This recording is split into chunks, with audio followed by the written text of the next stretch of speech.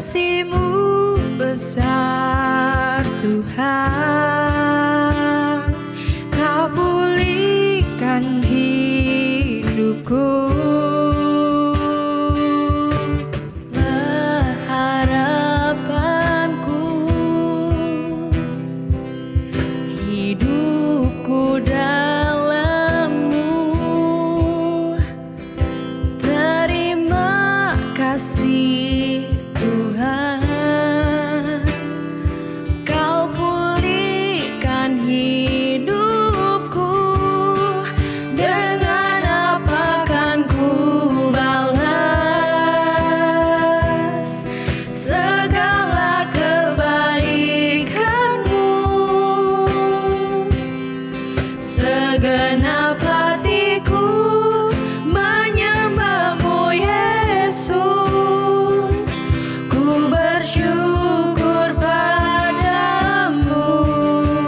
Dengan apa kan ku balas segala kebaikan-Mu? Segenap hatiku menyembah-Mu Yesus, ku bersyukur padamu selamanya.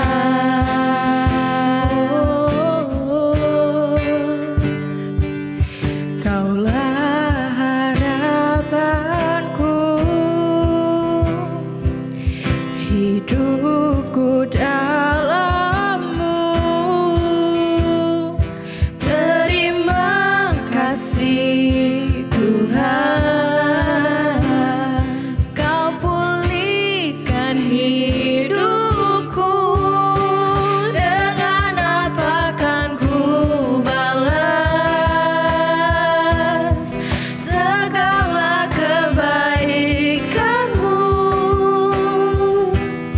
Segenap hatiku menyembah-Mu Yesus, ku bersyukur padamu. Dengan apa kan ku balas segala kebaikan-Mu?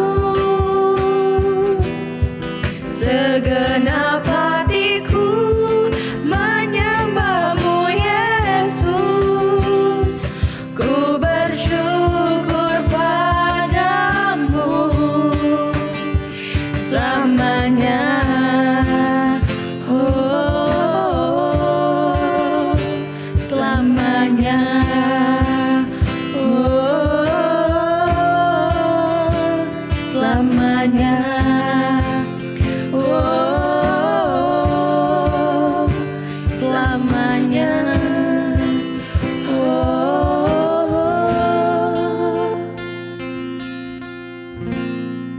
dengan apa kan ku balas segala kebaikan-Mu? Segenap hatiku menyembah-Mu Yesus, ku bersyukur padamu.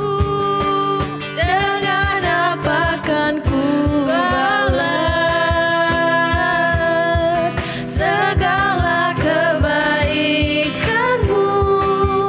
Oh, segenap hatiku menyembah-Mu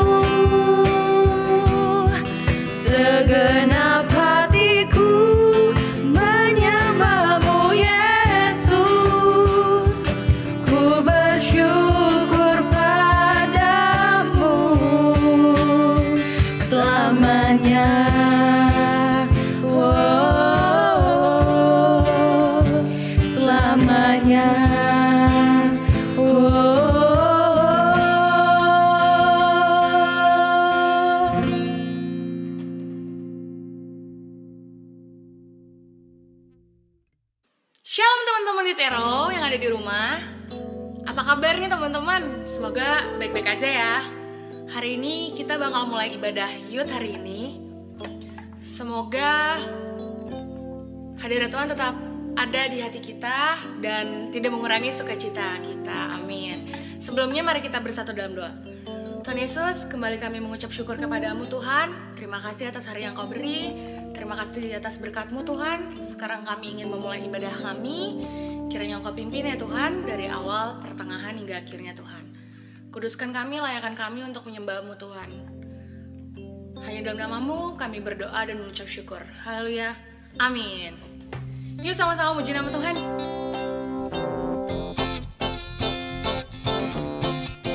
Sebab Allah yang berperang bagi setiap kita teman-teman. Dia adalah kekuatan kita. Amin.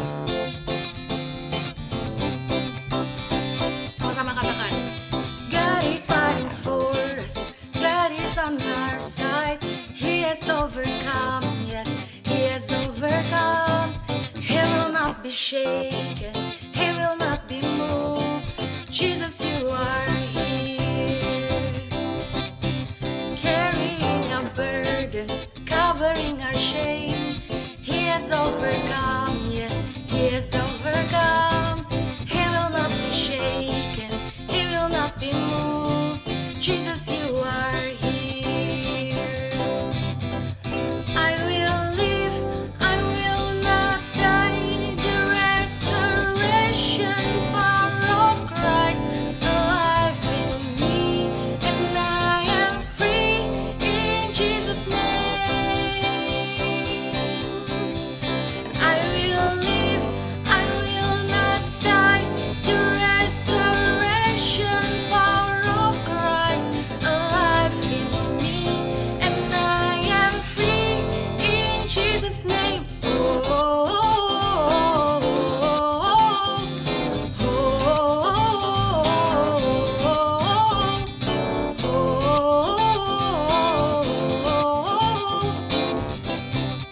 Sama-sama katakan. Carrying our burdens, covering our shame. He has overcome, yes, He has overcome. He will not be shaken, He will not be moved. Jesus, you are here. I will live, I will not die.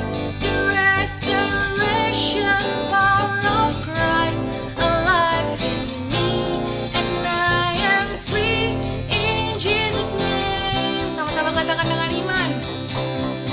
I will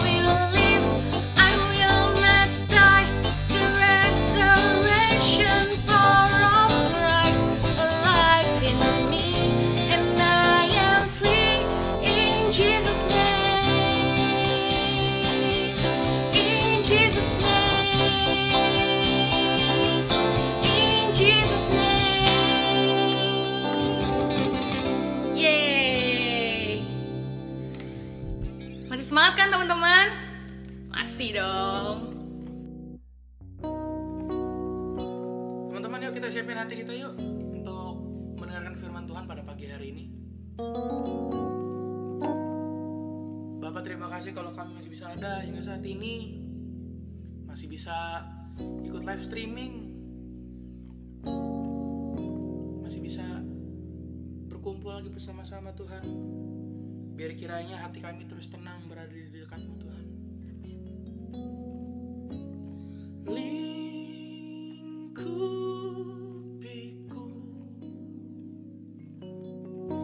dengan sayap-Mu, naungiku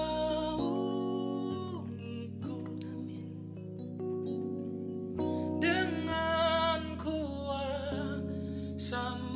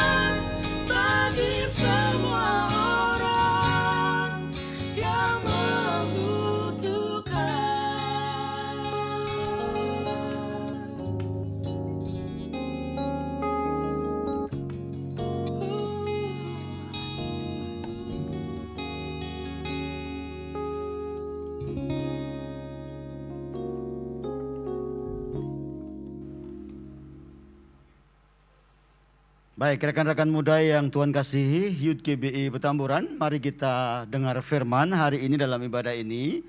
Dan sebelum kita dengar firman, mari kita berdoa kiranya firman ini menjadi berkat yang hebat di masa-masa sukar di situasi hari-hari ini. Mari kita berdoa.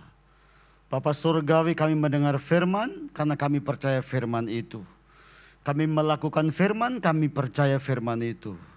Biarlah apa yang kami dengar, yang kami lakukan hari ini, yaitu firman yang hidup, yang akan menguatkan, mengkokohkan kami anak-anak muda, supaya kami semakin kokoh, semakin kuat dalam hidup ini, dalam menghadapi berbagai macam pergumulan. Karena itu Tuhan, Kau mengajar kami, berbicara atas kami, karena firman-Mu hidup kuat untuk selama-lamanya. Di dalam nama Tuhan Yesus Kristus, kami siapkan hidup kami untuk firman Tuhan. Haleluya. Amin.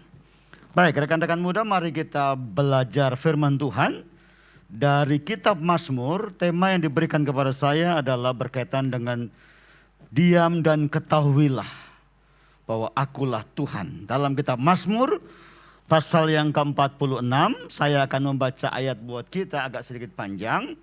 Dari Mazmur 46 ayat yang pertama sampai ayat yang ke-12. Kitab Mazmur pasal 46 ayat yang pertama sampai ayat yang ke-12, saya akan baca dengan cepat. Allah, kota benteng kita, untuk pembiduan dari Bani Korah dengan lagu Alamot, nyanyian. Ayat 2, Allah itu bagi kita tempat perlindungan dan kekuatan, sebagai penolong dalam kesesakan sangat terbukti. Sebab itu kita tidak akan takut sekalipun bumi berubah, sekalipun gunung-gunung goncang di dalam laut, sekalipun ribut dan berbuih airnya, sekalipun gunung-gunung goyang oleh gelorannya. Ayat 5, kota Allah kediaman yang maha tinggi, disukakan oleh aliran-aliran sebuah sungai. Allah ada di dalamnya, kota itu tidak akan goncang. Allah akan menolongnya menjelang pagi. Bangsa-bangsa ribut, kerajaan-kerajaan goncang. Ia memperdengarkan suaranya dan bumi pun hancur. Tuhan semesta alam menyertai kita, kota benteng kita ialah Allah Yakub. Pergilah, pandanglah pekerjaan Tuhan yang mengadakan permusuhan di bumi, yang menghentikan peperangan sampai ke ujung bumi, yang mematahkan busur panah, menumpulkan tombak, membakar kereta-kereta perang dengan api. Diamlah dan ketahuilah bahwa akulah Allah, aku ditinggikan di antara bangsa-bangsa, ditinggikan di bumi. Tuhan semesta alam menyertai kita, kota benteng kita ialah Allah Yakub. Rekan-rekan muda yang diberkati Tuhan, hari ini kita mau belajar kepada Bani Korah, seorang pelayan Tuhan atau komunitas pelayan Tuhan dalam Alkitab yang menyuarakan suara-suara kehebatan dan keajaiban Tuhan yang dialami di masa-masa sukar, masa-masa kesusahan. Masa-masa kesusahan. Perhatikan, pemazmur berkata, Allah itu bagi kita tempat perlindungan dan kekuatan, sebagai penolong dalam kesesakan sangat terbukti.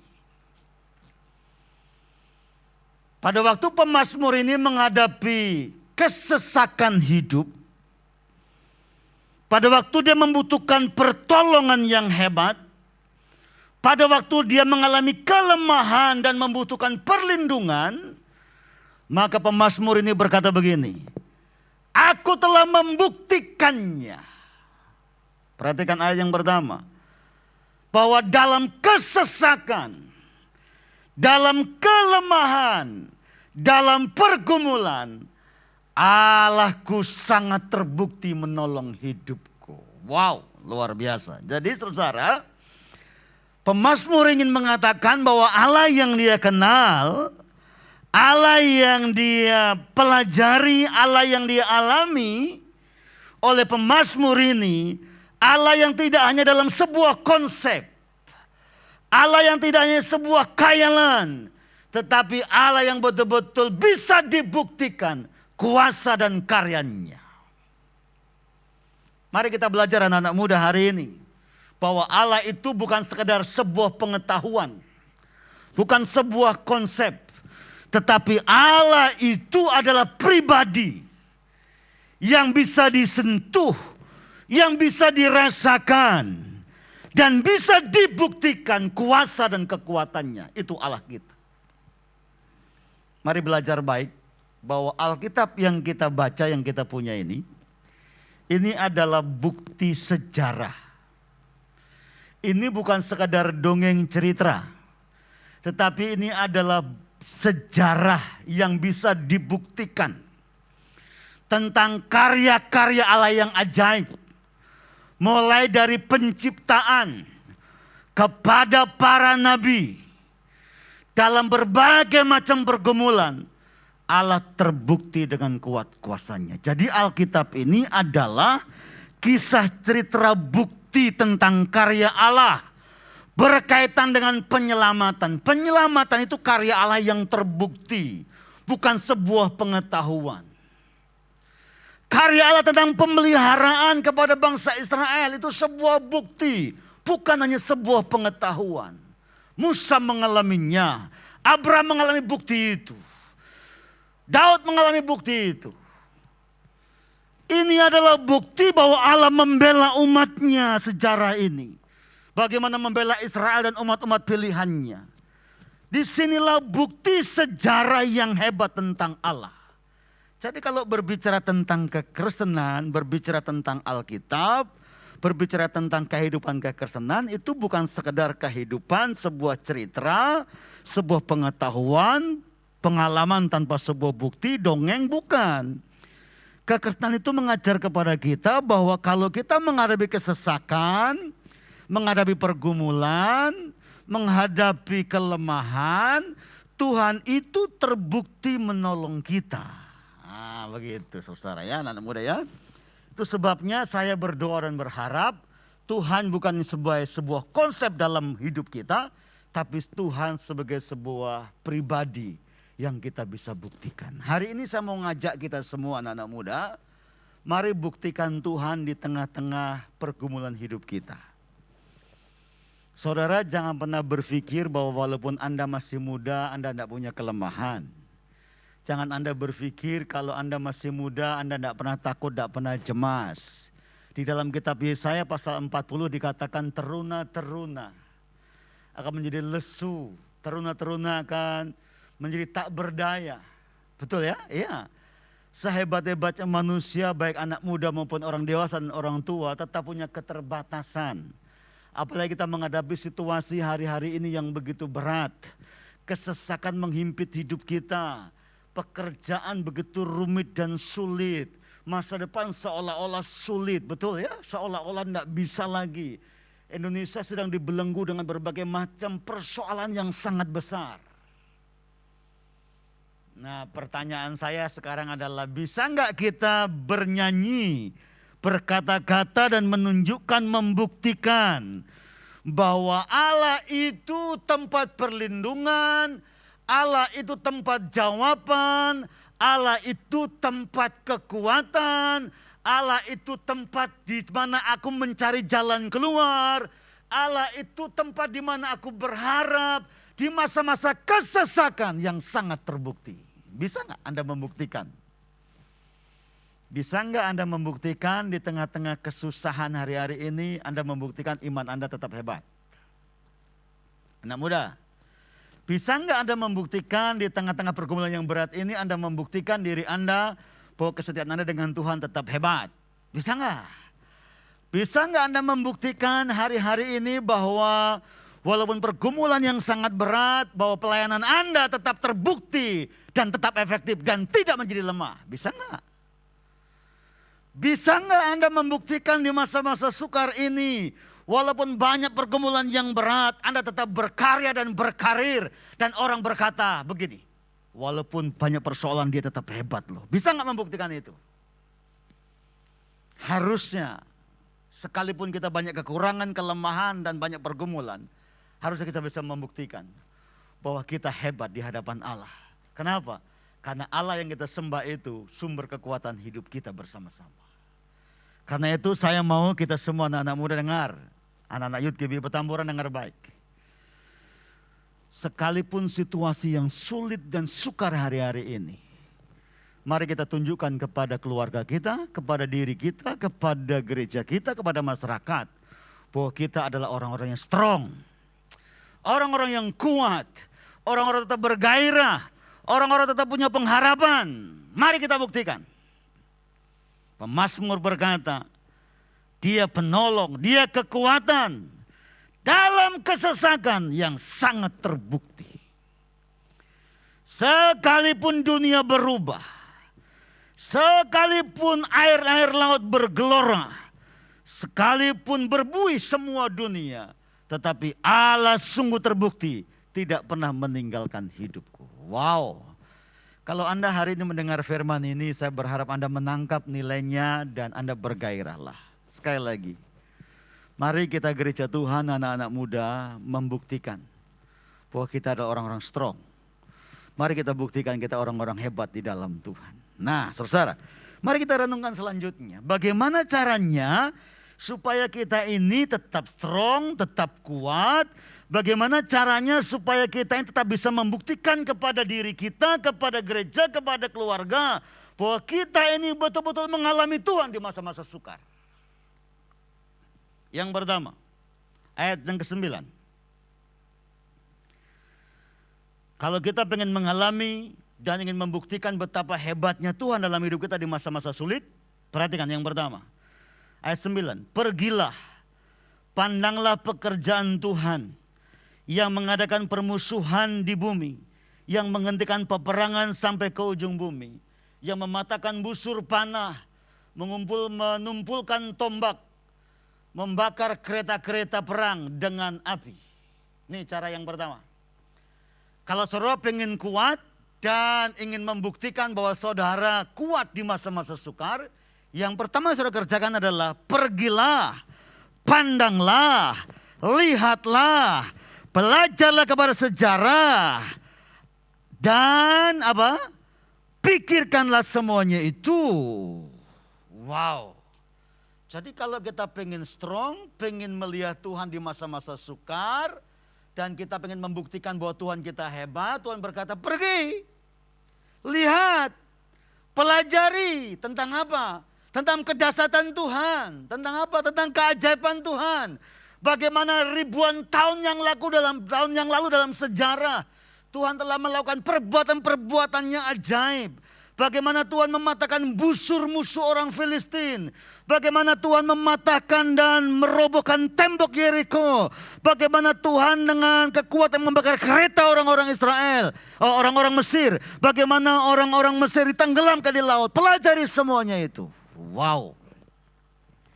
Jadi kalau kita pengen strong, pengen membuktikan Allah kita di dalam diri kita, yang perlu kita masukkan di pola pikir kita, di iman kita, di hati kita adalah perkara-perkara ajaib Tuhan. Warnai hidup Anda dengan keajaiban-keajaiban Tuhan. Warnai pikiran Anda dengan perkara-perkara ajaib, perkara-perkara dasar. Warnai hidup Anda dengan perkara-perkara yang heran, yang ajaib. Pasti Anda diberkati Tuhan. Ini anak muda, saya mau cerita nih.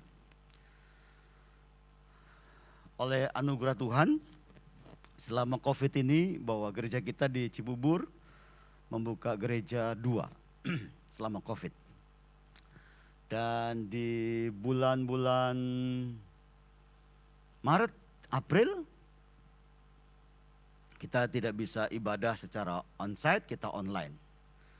Dan tentunya mempengaruhi seluruh situasi gereja termasuk kondisi keuangan. Tapi Tuhan di bulan Mei nyuruh saya begini. Kamu harus buka gereja satu lagi. Kamu buka gereja satu lagi. Akhirnya saya pergi sama staf saya, pergi ke satu-satu perumahan.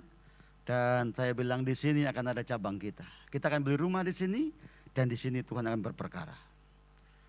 Saya tidak punya uang. Gereja kondisi keuangan tidak sebaik sebelum COVID. Satu hari saya ngobrol sama bendahara bilang enggak ada Pak, enggak cukup. Saya bilang sama staf saya, yuk kita doa. Supaya Tuhan berperkara. Kita doa. Kita membuktikan bahwa di masa sukar kita bisa survive untuk kerajaan Allah. Kita bisa, Allah kita ajaib. Kita doa. Kita sudah bisa buka 2, masa kita nggak bisa buka lagi 1? Karena Tuhan yang suruh. Akhirnya kami doa, kami pengaruhi pola pikir anak-anak kami, staf kami. Dengan firman, dengan kuasa, dengan mujizat. Doa. 2 minggu setelah itu bendahara gereja berkata begini, Pak Untung, ada orang kasih uang ke gereja. Cukup untuk beli rumah dan bikin gereja. Wow. Akhirnya sekarang kita mulai transaksi, di bulan Juni kemarin kita mulai transaksi dan beli 1 rumah di 1 perumahan. Dan kita akan punya rencana buka gereja di situ. Dari yang tidak mungkin menjadi mungkin, dari yang tidak punya menjadi punya. Bagaimana caranya supaya kita bisa membuktikan bahwa pekerjaan Allah tidak pernah rusak, tidak pernah berhenti di masa-masa yang sukar. Caranya adalah staf saya suruh berdoa, saya pengaruhi dengan pola pikir Allah, dengan karya-karya Allah. Dan kita menyatakan bahwa Allah kita hebat, di masa-masa sukar Allah kita hebat, di masa-masa sukar Allah kita ajaib dan perkasa. Itu mempengaruhi dan kita doakan. Pada akhirnya kita mendapatkannya. Dan kalau Tuhan berkenan, tahun ini gereja itu dibuka di Cikarang sana. Jadi kalau kita ingin membuktikan bahwa Allah kita dahsyat, di tengah-tengah pergumulan yang hebat ini, jangan kotori pikiran kita dengan pikiran yang negatif, pikiran gak punya pengharapan, pikiran yang melemahkan, pikiran yang membuat kita tidak punya kehidupan. Kita mulai stres dan kita mulai marah, kita mulai tidak punya pengharapan, kita mulai menyalahkan sana kalau sana kemari. Oh no. Kita berpikir begini. Justru Tuhan akan memperlihatkan kepada kita tentang keajaiban-keajaibannya di masa sukar. Kalau kita memenuhi pola pikir kita, iman kita, pengharapan kita dengan perkara-perkara yang ajaib. Itu sebabnya kalau Anda membaca kitab Mazmur dan kitab para nabi, maka orang-orang Yahudi, orang-orang Israel selalu mengumandangkan nyanyian-nyanyian tentang keajaiban-keajaiban Tuhan di masa lalu. Coba perhatikan kitab Mazmur, kitab para nabi. Nggak ada hubungannya Daud dengan zamannya Musa. Betul ya? Nggak ada nabi-nabi di dalam Alkitab hubungannya dengan masa-masa lalu. Nggak ada kenal. Tapi keajaiban-keajaiban di zamannya Abraham, di zamannya Nuh, di zamannya Musa itu pekerjaan-pekerjaan yang ajaib, yang heran, yang terus-menerus dibicarakan oleh generasi ke generasi, yang pada akhirnya dinyanyikan, dan itu mempengaruhi mempengaruhi generasi-generasi berikutnya, yang pada akhirnya mereka mengalami kuasa mujizat yang sama. Kalau dulu Tuhan berperkara yang ajaib, Tuhan berperkara yang ajaib juga sekarang, demikian juga selanjutnya. Jadi nyanyian-nyanyian keajaiban Tuhan di masa lalu terus dikumandangkan kepada generasi ke generasi, generasi kepada generasi. Di masa sukar sekalipun dikumandangkan. Nah hari ini sama-sama saudara, nyanyikan, kumandangkan tentang keajaiban-keajaiban Allah dalam hidupmu. Maka engkau akan kuat, engkau akan diberkati Tuhan, karena pola pikir kita, pemikiran kita, hati kita hanya diwarnai keajaiban-keajaiban Tuhan. Sekalipun dunia menekan, kita berkata Tuhanlah jalan keluar. Sekalipun dunia sulit, kita berkata bagi Tuhan tidak ada yang mustahil. Sekalipun dunia menakutkan, kita berkata aku beserta Tuhan, aku tidak takut. Jadi ada pola pikir seperti itu yang pada akhirnya mempengaruhi pemazmur ini berkata Tuhan sangat terbukti. Itu yang pertama. Jadi yang pertama sekali lagi saudara, pengaruhi, masukkan dalam hidup Anda, pola pikir Anda, iman Anda, betapa Tuhan dahsyat dan ajaib. Yang kedua, mari belajar. Yang kedua, ayat 11. Bagaimana caranya supaya kita bisa mengalami Tuhan, membuktikan Tuhan di masa-masa sukar seperti pemazmur. Ayat yang ke-11. Diamlah dan ketahuilah bahwalah akulah Allah yang ditinggikan di antara bangsa-bangsa, ditinggikan di bumi. Tuhan semesta alam menyertai kita, kota benteng kita ialah Allah Yakub.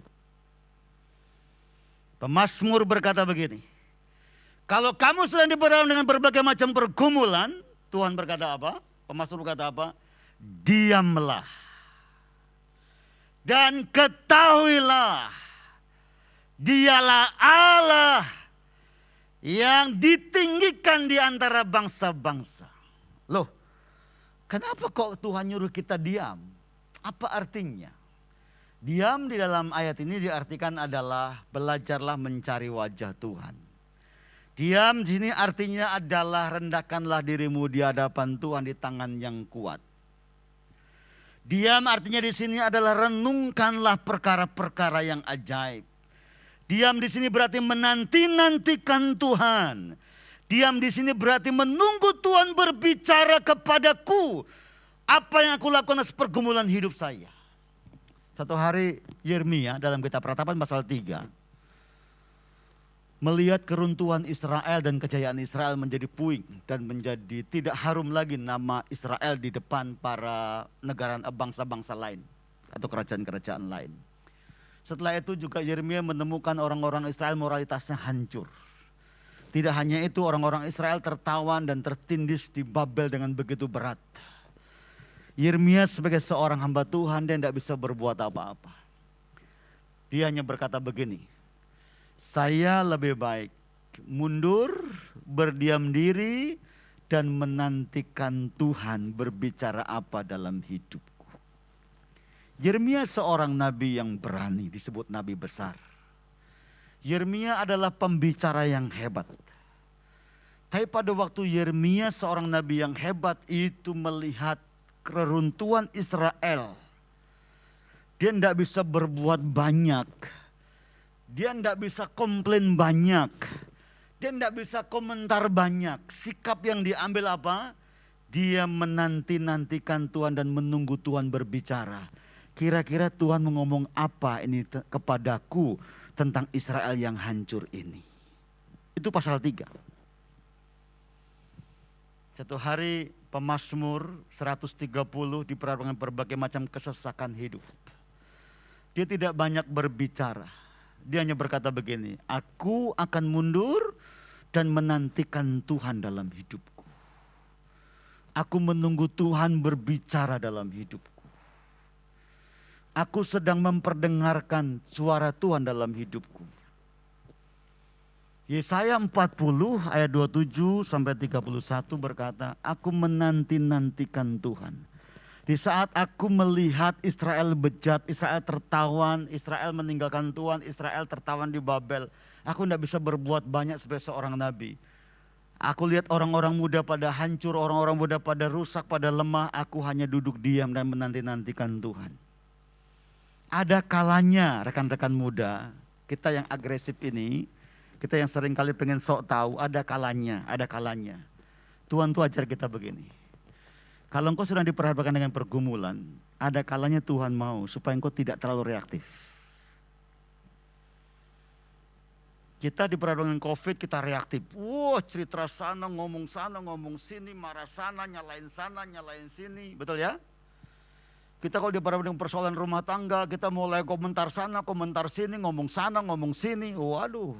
Kalau kita diperhadapkan dengan persoalan di kantor, kita ngomong sana, ngomong sini, ngomong sana, ngomong sini. Pada waktu diperhadapkan dengan pergumulan ekonomi, kita bicara sana, bicara sini, soal ekonomi. Padahal kita bukan orang ekonomi.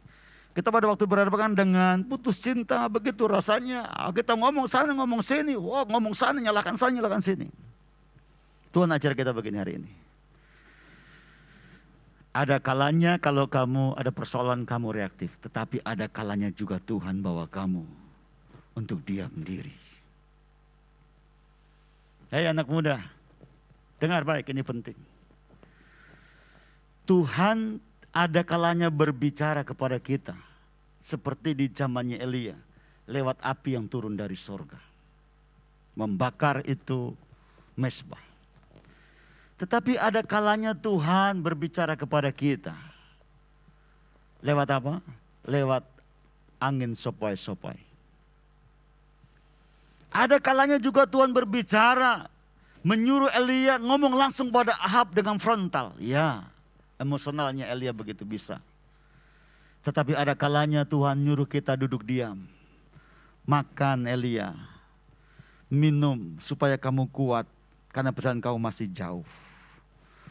Karena pada waktu kita duduk diam di bawah kaki Tuhan, ternyata letak kekuatan kita semakin hebat. Yesaya 40 dikatakan begini. Dikatakan di sana begini. Orang-orang yang menanti-nantikan Tuhan, Orang yang berdiam menantikan Tuhan akan diberi kekuatan baru. Seumpama burung Raja Wali yang terus terbang semakin besar dan semakin tinggi menghadapi badai dan gelombang.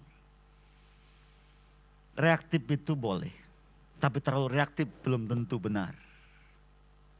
Respon itu boleh, respon berlebih-lebihan belum tentu benar. Emosi itu boleh, tetapi emosional belum tentu benar juga. Jadi ada kalanya pergumulan-pergumulan hidup di masa-masa sukar ini. Coba belajar menarik diri dan mulai berkata, Tuhan aku tidak mampu, aku berserah, aku minta Engkau turun tangan. Berbicaralah padaku Tuhan, perdengarkanlah suaramu. Buatlah telingaku menjadi seorang telinga murid yang peka terhadap suaramu di masa-masa sukar ini. Wow. Harusnya begitu. Setelah itu baru Tuhan berbicara, baru kita mengikuti apa yang Tuhan mau. Sehingga kita berkata kepada dunia, hey, di masa sukar Allahku berbicara kepadaku. Di masa sukar Tuhan menguatkan aku. Di masa sukar aku mendengar suaranya. Dan aku sekarang berbicara kepadamu, jangan takut karena aku mendengarkan dari Tuhan di saat aku duduk diam di bawah kaki Tuhan. Tapi ada banyak orang enggan duduk diam di bawah kaki Tuhan. Menanti-nantikan Tuhan, lama, jenuh katanya, nggak sabar.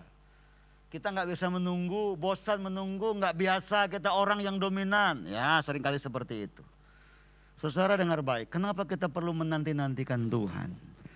Kenapa kita perlu berdiam dan mengetahui Tuhan? Kenapa?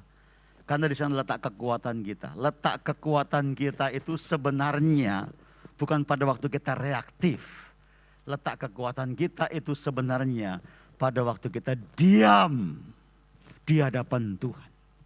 Saya percaya kalau Anda mengerti firman ini, di tengah-tengah kondisi yang seperti ini, Anda akan kasih tahu kepada dunia. Dan Anda akan berkata begini, saya membuktikan bahwa Allahku hidup. Kenapa? Karena saya 1 minggu ini berdoa dan berpuasa. Karena hari-hari ini saya sedang duduk diam di bawah kaki Tuhan dan mendengarkan suara Tuhan.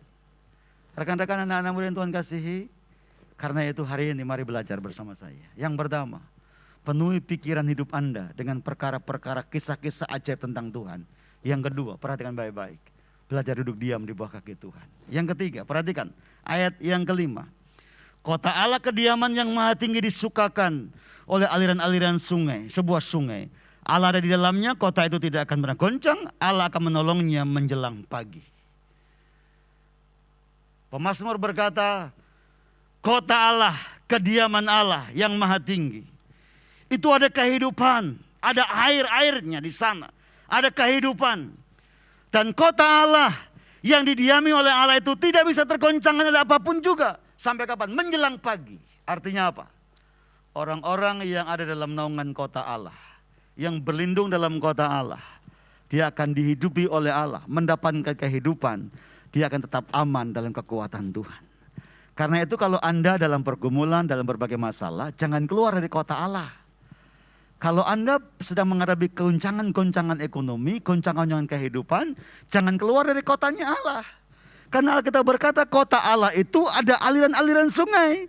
Kota Allah itu tidak akan tergoncangkan sampai pagi. Justru yang tergoncangkan dari luar kota Allah. Ibrani berkata dunia ini akan tergoncangkan. Tetapi kerajaan Allah tidak pernah tergoncangkan. Dunia pasti tergoncangkan dan akan lenyap segala keinginannya. Tapi kota Allah tidak tergoncangkan. Kalau kita tinggal di luar kota Allah, kita akan tergoncangkan, terombang-ambing. Tapi kalau kita tinggal di dalam kota Allah, kita akan berkata begini, woi dunia, saya tenang walaupun dunia bergelora karena saya tinggal dalam kota Allah. Hai keluargaku, aku tenang di sini. Kenapa? Karena di sini ada kerajaan Allah. Aku tinggal dalam kota Allah, aku tenang dalam keluarga Allah. Ya. Orang-orang yang tinggal dalam kota Allah akan menghadapi ketenangan hidup sekalipun dunia tergoncangkan. Sehingga kita bisa berkata kepada dunia, hai dunia, dunia boleh bergejolak, tetapi aku tinggal di kota yang tidak tergoncangkan. Ada kehidupan, yaitu di dalam kotanya Allah. Karena itu anak-anak muda yang Tuhan kasihi, sekali lagi, jangan tinggalkan kota Allah. Karena di sana ada kehidupanmu, dan di sana tidak akan tergoncangkan. Tapi kalau you memilih keluar dari kotanya Allah, engkau akan tergoncangkan dan tidak mendapat kehidupan. Sekali lagi, 3 perkara ini penting. Penuhi pikiran Anda dengan pekerjaan dan sejarah-sejarah yang ajaib tentang Allah. Yang kedua, berdiam dirilah di hadapan Anda, nantikanlah Tuhan oleh kekuatannya, dan tetaplah tinggal dalam kota Allah. Kalau Anda melakukan 3 hal ini, Anda akan kuat di masa sukar, dan Anda akan berkata kepada dunia, aku mau mensaksikan bahwa Allah itu tempat kekuatan, pertolongan, perlindungan dalam kesesakan yang sangat terbukti. Anak muda, sekali lagi buktikan kepada dunia bahwa Anda adalah orang-orang yang diberkati Tuhan di masa-masa sukar. Amin. Kiranya firman memberkati kita dan kita tetap strong di saat kita diam di hadapan Tuhan. Tuhan memberkati kita semuanya. Amin. Bapak Surgawi, berkati anak-anak muda supaya kami tetap strong, tetap kuat di masa-masa sukar. Kami membuktikan kepada dunia bahwa Allah kami hidup lewat hidup kami. Allah lah tempat pertolongan kami dalam kesesakan kami yang sangat terbukti. Allah lah pemelihara kami di masa kesesakan kami yang sangat terbukti. Karena kami tinggal di kota Allah, kami memenuhi pikiran kami dengan perkara-perkara ajaib Allah. Dan kami orang-orang yang suka diam mendengar suara Allah. Karena itu berkati anak muda, supaya kami tetap kuat dan membuktikan Allah kami hidup di masa-masa sukar ini. Dalam nama Yesus, firman yang hidup, aku berdoa dan bersyukur. Haleluya. Amin. Tuhan berkati kita semuanya. Tetap strong dalam Kristus. Nah, teman-teman, sekarang tiba saatnya kita mau memberikan persembahan, tapi sebelumnya mari kita bersatu dalam doa. Tuhan, terima kasih atas firman Tuhan hari ini. Sekarang tiba saatnya kami ingin memberikan persembahan Tuhan. Kiranya Engkau berkati tangan yang memberi maupun yang belum bisa memberi Tuhan. Hanya dalam nama-Mu kami berdoa. Haleluya. Amin. Teman-teman bisa scan QR code yang ada di sini ya untuk memberikan persembahan.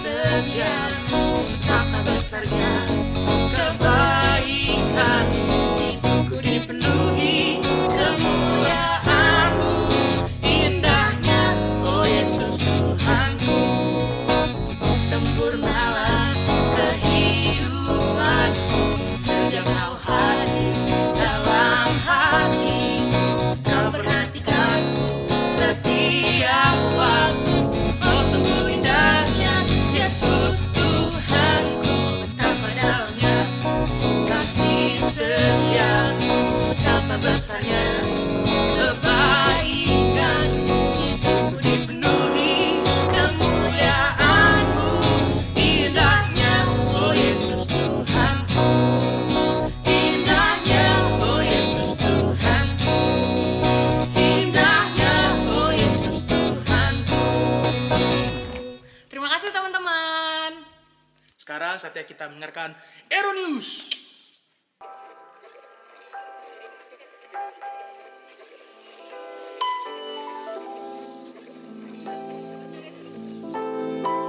Terima kasih Om Untung buat firman Tuhan yang disampaikan. Semoga Om terus diberkati untuk menjadi berkat. Ibadah Youth minggu depan, live streaming di channel YouTube GBI Petamburan. Jangan sampai ketinggalan ya. Selamat ulang tahun bagi teman-teman yang merayakan di minggu ini. Sehat selalu, panjang umur. Terakhir, kami mengajak teman-teman untuk perketat protokol kesehatan. Jangan keluar rumah jika tidak perlu. Jika harus keluar rumah, pakai masker 2 lapis dan bawa hand sanitizer. Jaga jarak aman dan hindari kerumunan. Jangan lupa minum vitamin ya. Selamat hari Minggu. Tuhan Yesus memberkati. Oke teman-teman, gak berasa kita mau menutup ibadah kita pada hari ini. Sebelum kita tutup, aku mau ngajak kita nyanyi satu lagu dulu yuk. Ku bersyukur Bapa, ku bersyukur Tuhan, buat kasih setiamu di dalam hidupku.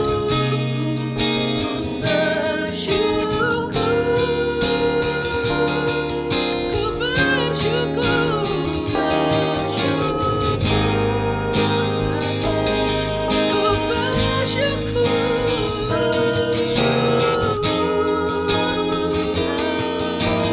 oh, buat kasih setiamu di dalam hidupku. Ku bersyukur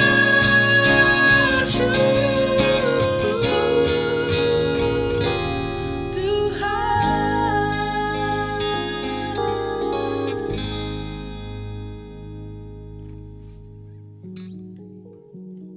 Adik-adikku yang dikasihi Tuhan, mari kita akhiri ibadah ini dengan berdoa mengucap syukur kepada Tuhan. Haleluya. Mari kita berdoa.